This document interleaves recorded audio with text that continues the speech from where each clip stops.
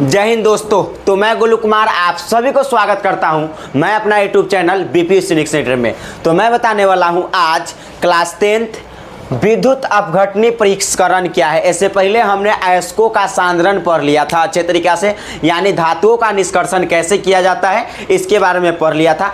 आज हम पढ़ने वाले हैं विद्युत अपघटनी परीक्षकरण क्या होता है, एनोडीकरण क्या होता है, शुद्ध धातु क्या होता है, मिश्र धातु क्या है, इन सभी चीज़ों के बारे में हम आज पढ़ने वाले हैं। ठीक है, यदि दोस्तों ये वीडियो पसंद आता है तो चैनल को सब्सक्राइब जरूर कर लीजिएगा। सो वीडियो को हम स्टार्ट करते हैं। चलिए एक एक तरीके से देखते हैं सभी को। ओके, तो देखिए यहाँ पर आप वीडियो में बने रहे, ठीक है, और अच्छे से जो है इन सभी को हम देखते हैं। चलिए, विद्युत अपघटनी परीक्षकरण क्या होता है दोस्त, यहाँ पर समझिएगा। कहा यह विधि धातुओं को पूर्ण रूप से शुद्ध करने के लिए अपनाई जाती है। मतलब विद्युत अपघटनी परीक्षकरण जो विधि होता है दोस्त, ये क्या होता है तो कहना धातुओं को पूर्ण रूप से शुद्ध करने के लिए कौन सी विधि अपनाई जाती है, तो आप कहना मेरे दोस्त ये विद्युत अपघटनी परीक्षकरण विधि अपनाई जाती है। इस विधि में क्या होता है दोस्त कि जो शुद्ध धातु होता है, जो शुद्ध धातु होता है वह कैथोड पर, जो अशुद्ध धातु होता है वह एनोड क्लोराइड पर जाकर मुक्त हो जाती है, बैठ जाती है। देखिए यहाँ पर ये एक क्या लिया गया, कंटेनर लिया गया। एक कंटेनर मतलब एक बर्तन लिया गया। इस बर्तन में जो है कॉपर सल्फेट का विलयन है। कौन सा विलयन है? Copper sulphate. कॉपर सल्फेट का सूत्र होता है CuSO4, यानी कॉपर सल्फेट का क्या है दोस्त? विलयन है। कॉपर सल्फेट का इसमें विलयन एक ले लिया गया है। ये में जो विलयन है कैसा है तो कॉपर सल्फेट का विलयन है। ओके, अब क्या होता है यहाँ पर एक बर्तन है और इस बर्तन में एक इलेक्ट्रोड लिया गया, कैथोड। ये एक कैथोड इलेक्ट्रोड क्या होता है दोस्त, तो हम इससे पहले हमने बता दिया था कि ये सब इलेक्ट्रोड होता है। क्या होता है? इलेक्ट्रोड होता है। इससे पहले ही हमने बता दिया था क्या होता है, इलेक्ट्रोड होता है। एनोड भी क्या है? इलेक्ट्रोड है, रॉड है। देखिए एगो ऐसे है, एगो ऐसे है, रखा गया इस विलयन में। अब देखिए इसमें क्या किया गया है, तार जोड़ दिया गया है। क्या जोड़ दिया गया है दोस्त? यहाँ पर तार जोड़ दिया। आप ऐसे बना सकते हैं, देखिए एक ऐसे लीजिए और यहाँ पर आप ऐसे बना सकते हैं, और यहाँ पर आप यूँ प्रकार से अपने कॉपी में इस हिसाब से डायग्राम को ऐसे बना ले। ओके, और ये ऐसे ये वाला ले लें, ठीक है, और डायग्राम के जो है आप ऐसे बना ले, बात रहे ख़त्म। ये बना लिए, ठीक है। अब यहाँ पर तार को जोड़ दीजिए। यहाँ पर लीजिए एक तार को आप ऐसे जोड़ दीजिए, एक बैटरी यहाँ पर लगा दीजिए और आगे यहाँ पर एक स्विच को डाल दीजिए, ठीक है दोस्त, और यहाँ पर आप ऐसे कर दीजिए। और यहाँ पर आप एक तरफ एनोड लिख दीजिए और एक तरफ यहाँ पर देखिए, यहाँ पर क्या कीजिए मेरे दोस्त, यहाँ पर ध्यान दीजिएगा। आप जो है यहाँ पर सॉल्यूशन ले लीजिए। ये जो सॉल्यूशन रहने वाला है आधा लगभग इतना भर लीजिए आप। ये जो सॉल्यूशन रहने वाला है किसका सॉल्यूशन रहने वाला है मेरे दोस्त? यहाँ पर ये कॉपर सल्फेट का सॉल्यूशन रहने वाला है, CuSO4 का, ठीक है। कॉपर सल्फेट का सॉल्यूशन रहने वाला है। ये हो गया आपका यहाँ पर इसको मान लीजिए एनोड। क्या मान लीजिए? वो इधर उधर मान लिया, कोई फ़र्क नहीं पड़ता है, एनोड। और इसको आप मान लीजिए मेरे दोस्त कैथोड। क्या मान लीजिए? आप अपने कॉपी में ये वाला ऐसे बना सकते हैं, ठीक है, कैथोड। और यहाँ पर ये हो गया आपका स्विच, यहाँ पर बैटरी, तो इधर हो गया प्लस और यहाँ पर हो गया दोस्त यहाँ पर माइनस, ठीक है। इसको उल्टा बनाया, इस फिगर को ऐसे पलट दिया है, ठीक है, कोई बात नहीं। और यहाँ से इलेक्ट्रॉन प्रवाहित होगा, ऐसे जाएगा, ठीक है। जिसमें क्या होता है इस प्रक्रिया में, जो शुद्ध धातु होता है वह कैथोड पर जाकर मुक्त होती है और अशुद्ध धातु एनोड पर जाकर मुक्त होती है। ये Cu है, Cu, ठीक है, Cu इस पर जाकर मुक्त होगा, ठीक है, इस पर जाकर मुक्त होगा। हमने तीर से दिखा दिया है, यहाँ पर ध्यान दीजिएगा। हमने क्या किया दोस्त, यहाँ पर तीर से दिखा दिया। देखिए यहाँ पर जो है आपका जस्ट 1 मिनट, हमने तीर से दिखा दिया। देखिए ये जो है कॉपर, ये यहाँ पर ये दिखा दिया, ठीक है। और ये वो जो Cu होगा, एगो जो कॉपर होगा वो किस पर जाकर हटेगा? एनोड पर जाकर यह बैठेगा, ठीक है। इस फिगर को आप ऐसे अपने कॉपी में बना सकते हैं दोस्त, ठीक है। अदरवाइज ये आपको दिया हुआ है, बुक में भी है ये, ठीक है। चलिए, और कहा क्या कहता है, कहता है इस प्रक्रिया में शुद्ध धातु कैथोड पर एवं अशुद्ध धातु एनोड पर मुक्त हो जाती है। यानी विद्युत अपघटनी परिष्करण में क्या होता है दोस्त कि जो शुद्ध धातु होता है वह कैथोड पर मुक्त हो जाती है। आपने देखा शुद्ध धातु ये जो है, देखिए ये जो आपको बनाया गया ये वाला बात समझ सकते हैं, ये कैथोड के लिए शुद्ध धातु कहाँ मुक्त हो रहा है, कॉपर जो है Cu+2+, ये कैथोड यानी कैथोड पर मुक्त हो रहा है। और जो अशुद्ध धातु है Cu+2+, ये कहाँ मुक्त हो रहा है, अशुद्ध जो धातु बच जाएगा वह एनोड पर मुक्त होगा, ये वाला एनोड पर। समझ रहे हैं। अब देखिए यहाँ पर कुछ आगे और भी लिखा गया है, यहाँ पर ध्यान से समझिएगा। देखिए कहा धातु के साथ उपस्थित विलय अशुद्धि विलयन में घुल जाती है। जो धातु के साथ जो उपस्थित विलय अशुद्धि होता है वह विलयन के साथ क्या होती है, घुल जाती है। अशुद्धि जो होता है वह किसके साथ घुल जाता है मेरे दोस्त, तो जो अशुद्धि होता है इस विलयन के साथ वो क्या होता है, घुल जाता है, अशुद्धि विलय। ठीक है, अशुद्धि क्या होता है, विलयन के साथ घुल जाता है। और क्या कहा आगे, घुल जाती है तथा अविलय अशुद्धि एनोड क्लोराइड के नीचे बढ़ जाती है, जिसे हम एनोड पंख कहते हैं। मतलब जो अशुद्धि है, एक तो वैसे अशुद्धि धातु के साथ उपस्थित विलय में, धातु के साथ उपस्थित विलय अशुद्धि विलयन में घुल जाती है। पहली बात, जो विलय हो विलयन में घुल जाती है, सोल्यूशन में क्या होती है, घुल जाती है। और जो अविलय अशुद्धि होता है वह एनोड क्लोराइड के जस्ट नीचे बढ़ जाती है, जिसको हम एनोड पंख कहते हैं। देखिए यहाँ पर फिगर में देखिएगा यहाँ पर फिगर में ये जो है आपके, देखिए यहाँ पर एनोड के तली है, एनोड के जस्ट नीचे ये वाला बैठ गया, इसी को हम क्या कह दिए दोस्त, अपद्रव कह दिए, एनोड पंख कह दिए। समझ रहे हैं, इसी को क्या कह दिए हम, एनोड पंख कह दिए, अपद्रव कह दिए। ठीक है, अब चलिए यहाँ पर आप समझिएगा अब क्या कहता है। चलिए अब इतना ही था मतलब इसको ये क्या था आपके जस्ट ये सामने विद्युत अपघटनी परिष्करण। तो ये विधि आप लिख दीजिएगा, इस फिगर को बना दीजिएगा और कह दीजिएगा कि शुद्ध धातु कैथोड पर और अशुद्ध धातु एनोड पर मुक्त होती है। आप इतना लिख दीजिएगा और बाद बाकी जो एनोड पंख है, जैसे में जो अशुद्धि होता है वह एनोड पंख के जस्ट तली के नीचे बैठ जाती है, इसी को हम क्या कहते हैं, एनोड पंख कहते हैं। आप इतना एग्जाम में लिख दीजिएगा, विद्युत अपघटनी अगर एग्जाम में आवे तो काम 35 इतना से हो जाएगा। ओके, तो चलिए अब हम चलते हैं आगे। और आगे क्या है, यसद लेपन। ये कितना मरतबे क्वेश्चन पूछा गया मेरे दोस्त कि यसद लेपन क्या होता है, क्या क्वेश्चन पूछा गया कि यसद लेपन क्या होता है। यहाँ पर ध्यान दीजिएगा, यसद लेपन या इसी को क्या कहते हैं, गैल्वेनीकरण। इसी को क्या कहते हैं मेरे दोस्त, गैल्वेनीकरण के नाम से जानते हैं। खासकर यही आता है कि गैल्वेनीकरण क्या है, गैल्वेनीकरण क्या होता है, गैल्वेनीकरण होता क्या है। ठीक है, तो कहता है लोहे की बनी वस्तु को जंग से बचाने के लिए उस पर जस्ते की लेप या परत चढ़ाई जाती है तथा इस प्रक्रिया को यसद लेपन या गैल्वेनीकरण कहा जाता है। दोस्त, यानी लोहे की बनी वस्तु को जंग से बचाने के लिए उस पर जिंक की परत चढ़ाई जाती है। जेडेन बोले तो जिंक, उस पर क्या होता है कि भी लोहे से बनी वस्तु को जिंक से परत चढ़ा देने से लोहा सुरक्षित हो जाता है, इसलिए गैल्वेनाइजेशन यानी यसद लेपन किया जाता है। वही कहा, लोहे की बनी वस्तु को जंग से बचाने के लिए उस पर यानी किस पर, लोहे की बनी वस्तु पर क्या किया जाता है, जस्ते की लेप चढ़ाई जाती है यानी जस्ते की परत चढ़ाई जाती है। और यही प्रक्रिया क्या कहलाती है, गैल्वेनीकरण कहलाती है। बहुत ही VVI है दोस्त, बहुत ही VVI है, ये कितना मरतबे पूछा गया है। ठीक है, चलिए अब हम चलते हैं यहाँ पर आगे। और आगे क्या है, यहाँ पर ध्यान से समझिएगा दोस्त, यहाँ पर है एनोडीकरण। एनोडीकरण क्या होता है, तो देखिए एल्यूमिनियम पर मोटी ऑक्साइड की परत चढ़ने की क्रिया को हम एनोडीकरण के नाम से जानते हैं। ये भी VVI है दोस्त, ऑब्जेक्टिव में पूछा गया क्वेश्चन।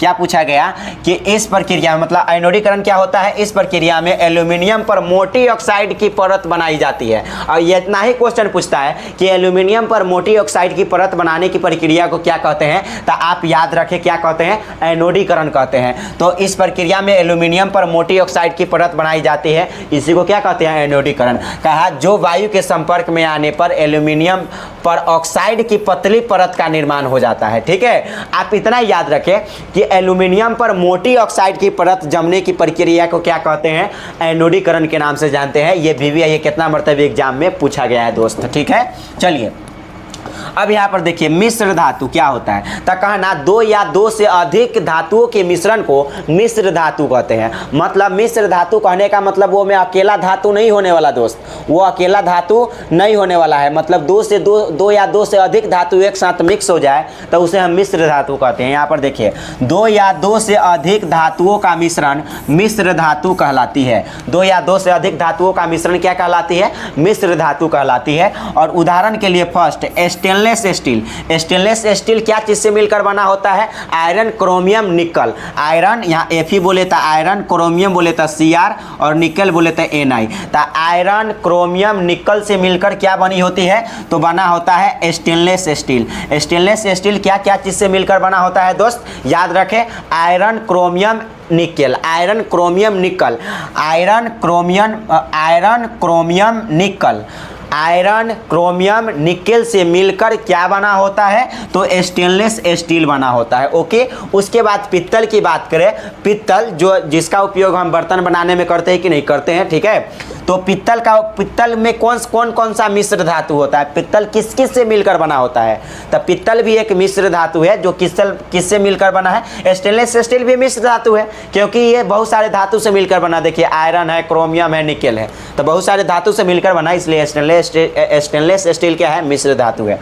पित्तल भी क्या होता है, कॉपर और जिंक का मिश्र धातु होता है। मतलब कॉपर और जिंक को मिलने से क्या बनता है, पित्तल बनता है। Cu बोले तो कॉपर और Zn बोले तो जिंक, तो कॉपर और जिंक को मिला देंगे तो क्या बन जाएगा दोस्त, पित्तल बन जाएगा, जो कि एक मिश्र धातु है। ओके, फिर है गन मेटल। गन मेटल भी ये क्या है, मिश्र धातु। ये किस किस से मिलकर बनने होते हैं, तो कॉपर, टीन और जिंक के मिश्रण। कॉपर, टीन, यहाँ पर पित्तल था सिर्फ कॉपर और जिंक, इसमें हो जाएगा कॉपर टीन जिंक। देखिए Cu कहने का मतलब है कॉपर, Sn कहने का मतलब है मेरे दोस्त टीन। क्या है, टीन। ओके, टीन, Sn कहने का मतलब है टीन, ठीक है। अगर आप Sn नहीं जानते तो जान लीजिए Sn कहने का मतलब है टीन।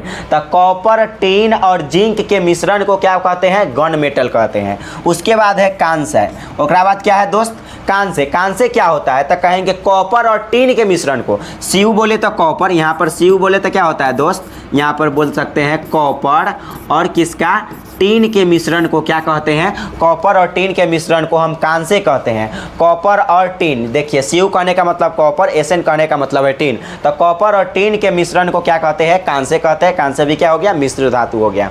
चलिए अब सोल्डर। ये सोल्डर क्या होता है, तो सोल्डर आसान है, लेड और टीन से मिलाकर बना होता है। लेड बोले तो शीशा, लेड बोले तो क्या होगा दोस्त, शीशा, लेड बोले तो शीशा, और Sn बोले तो टीन, Sn बोले तो क्या हो जाएगा, टीन। तो शीशा और टीन को मिला करके क्या बनता है, सोल्डर बनता है। शीशा और टीन को मिला करके क्या बनता है, सोल्डर बनता है। चलिए हम एक एक का उपयोग देखते हैं, एक एक का उपयोग देखते हैं, इसका उपयोग कहाँ कहाँ करते हैं दोस्त, ठीक है। पहली बात स्टेनलेस स्टील, किसका, स्टेनलेस स्टील का उपयोग कहाँ किया जाता है, देखिए कहा मिश्र धातु का उपयोग। तो पहला स्टेनलेस स्टील, इसका उपयोग खाद्य एवं खान पान उद्योग में किया जाता है। मतलब जो स्टेनलेस स्टील है वह किसी मतलब फैक्ट्री में उपयोग किया जाता है। सिंपल सी मतलब है कि खान पान मतलब खाद्य उद्योग में भी स्टेनलेस स्टील का उपयोग करते हैं, और खान पान उद्योग में भी कौन सा, यानी फैक्ट्री में किसका उपयोग करते हैं, स्टेनलेस स्टील का उपयोग करते हैं। और दूसरी बात है पित्तल का उपयोग। तो इससे पित्तल का उपयोग कहाँ करते हैं, बर्तन बनाने में, बर्तन में देवताओं की मूर्तियाँ बनाने में, मतलब देवताओं जो होता है, देवता की मूर्ति बनाने में भी किसका उपयोग होता है, तो पित्तल का उपयोग होता है, ठीक है, पित्तल का उपयोग होता है। एवं अनेक प्रकार के वाद्य यंत्र जैसे हारमोनियम, जैसे में बजाने वाला जो ये क्या कहते हैं, उसको झालर कहते हैं ना, झाल, ठीक है। इसको जो ऐसे ऐसे बजाता रहता है, तो वो झाल जो होता है किससे बना होता है, तो पित्तल से ही बना होता है। जो एकदम सीताराम जो करते हैं, सीताराम जो ये किससे बना होता है, झाल, तो ये किससे बना होता है, तो पित्तल से बना होता है। वाद्य यंत्र कहने का मतलब है झाल वगैरह, ठीक है, बजाने वाला। तो कहेंगे इस पित्तल से बर्तन भी बनाते हैं, देवताओं की मूर्तियाँ भी बनाते हैं, और वाद्य यंत्र भी बनाया जाता है, बजाने वाला, ठीक है। चलिए चलिए अब है गॉन मेटल। गॉन मेटल का उपयोग कहाँ करते हैं? गियर एवं बियरिंग जैसे वस्तु बनाने में। गियर मत समझ रहे हैं आप, बियरिंग, गियर और बियरिंग में किसका उपयोग किया जाता है? तो गन मेटल का उपयोग किया जाता है। गियर और बियरिंग में किसका उपयोग किया जाता है? गन मेटल का उपयोग किया जाता है। चलिए अब चौथा है कांसा। तो कांसा क्या होता है? तो कांसा देखिए यह विद्युत का कुचालक होता है दोस्त। कांसा क्या होता है? विद्युत का कुचालक होता है एवं इसे भी बर्तन एवं अन्य प्रकार की सामग्री बनाने में उपयोग किया जाता है। मतलब कांसे से भी बर्तन बनाया जाता है क्योंकि यह विद्युत के कुचालक होता है, और अन्य प्रकार के सामग्री भी बनाए जाते हैं कांसे से भी। ठीक है, चलिए अब सोल्डर के बारे में समझिए। सोल्डर के बारे में, तो सोल्डर का उपयोग कहाँ करते हैं? इसका उपयोग तारों के वेल्डिंग में किया जाता है। मतलब सोल्डर का उपयोग कहाँ किया जाता है? तारों के वेल्डिंग में किया जाता है। सोल्डर का उपयोग कहाँ किया जाता है मेरे दोस्त? तारों के वेल्डिंग में किया जाता है। सिंपल सी मतलब है, समझ गए? किसका उपयोग किया जाता है? तारों के वेल्डिंग में किया जाता है सोल्डर का उपयोग। ठीक है, अब चलिए हम यहाँ पर चलते हैं आगे, और आगे समझिए यहाँ पर क्या है।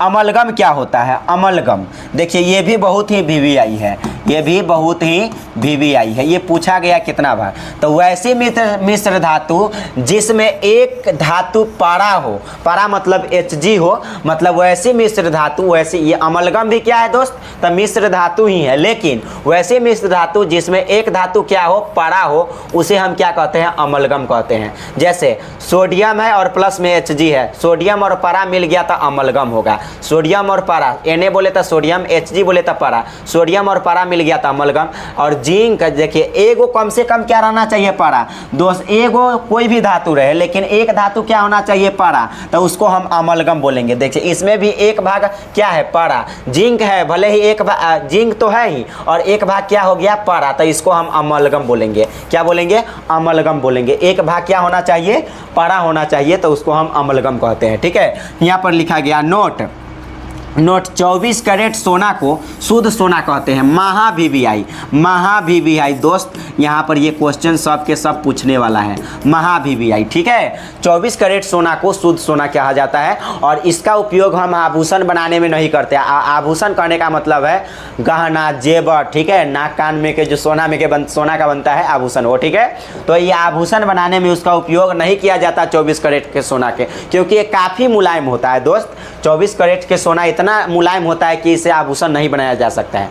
आभूषण बनाने के लिए इसमें दो भाग 24 कैरेट में दो भाग क्या मिलाया जाता है? तो दो भाग चांदी या कॉपर, चांदी या कॉपर यानी तांबा का जो है यहाँ पर चांदी या कॉपर मिलाया जाता है। दो भाग यानी 22 भाग मतलब आप बोल सकते हैं कि आभूषण बनाने के लिए 22 कैरेट सोना का उपयोग किया जाता है। आभूषण बनाने के लिए कितने कैरेट? 22 कैरेट सोना का उपयोग किया जाता है।